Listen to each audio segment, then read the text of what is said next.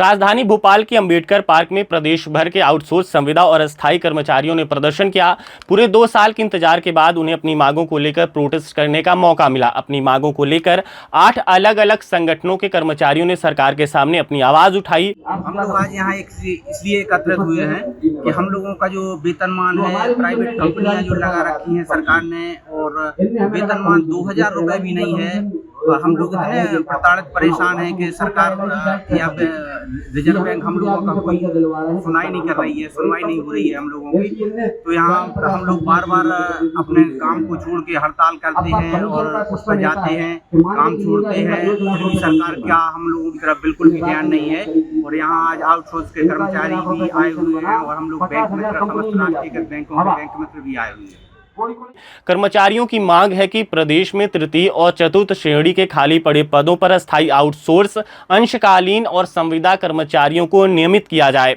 आंदोलन की प्रमुख मांगें हैं नियमित नौकरी और न्यूनतम 21,000 रुपये मासिक वेतन, ठेका प्रथा और कंपनी राज को पूरी तरह समाप्त करना, समान काम समान वेतन नीति को तत्काल लागू करना, अस्थायी और आउटसोर्स कर्मचारियों को नियमित करना, बैंक ग्राहक सेवा केंद्रों से कंपनियों को हटाकर बैंक मित्रों को सीधे बैंक से जोड़ना और नियमित वेतन देना।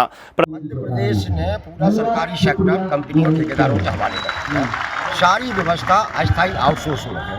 जो क्लास 4 और क्लास 3 होता है, जब सबसे ज़्यादा नौकरियां मिलती हैं, सबसे ज़्यादा, वो सारी अस्थायी आउटसोर्स कर दी है। जो बैंक ग्राहक सेवा केंद्र है वहाँ पर भी उन्होंने कंपनी बिठा दी है। राजस्व विभाग में सर्वेयर है, उनको भी जो है 800-900 रुपये महीना बेचारों को मिल पाता है। पंचायतों के चौकीदार हैं, पंप ऑपरेटर हैं, जिनको 3000 रुपये महीने का मिलता है। अंशकालीन कर्मचारी है, 5000 मिलता है। जो CM राइज स्कूल खुल रहे हैं वहाँ भी पूरा आउटसोर्स कर दिया है। कुल मिलाकर के है आयुष विभाग पूरा आउटसोर्स में, बल्लभ भवन सतपुड़ा सब आउटसोर्स।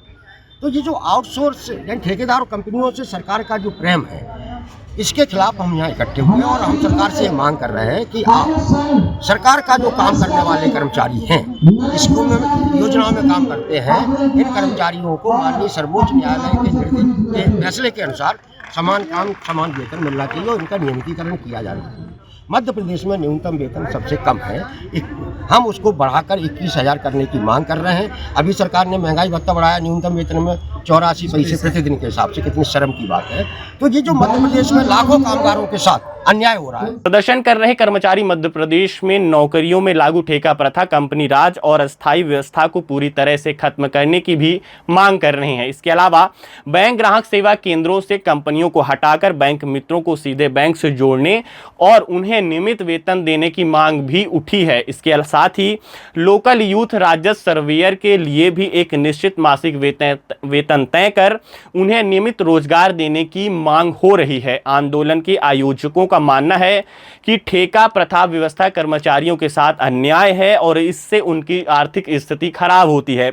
आंदोलन के आयोजकों ने सुप्रीम कोर्ट के ऐतिहासिक निर्णय का हवाला दिया है, जिसमें कहा गया है कि लंबे समय से कार्यरत अस्थायी कर्मियों से कम वेतन पर नियमित कार्य कराना श्रमिक शोषण है।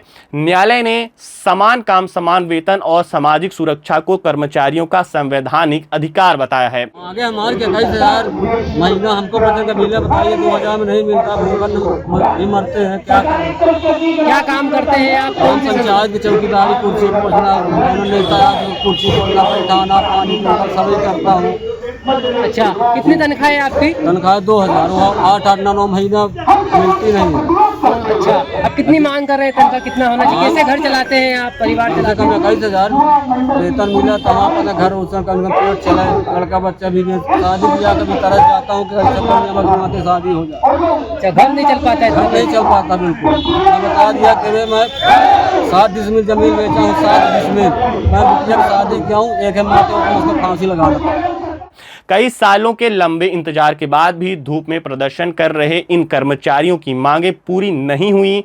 ये प्रदर्शन उग्र इसलिए हुआ क्योंकि पिछले 2 सालों से इन्हें सिर्फ जुमले दिए जा रहे हैं।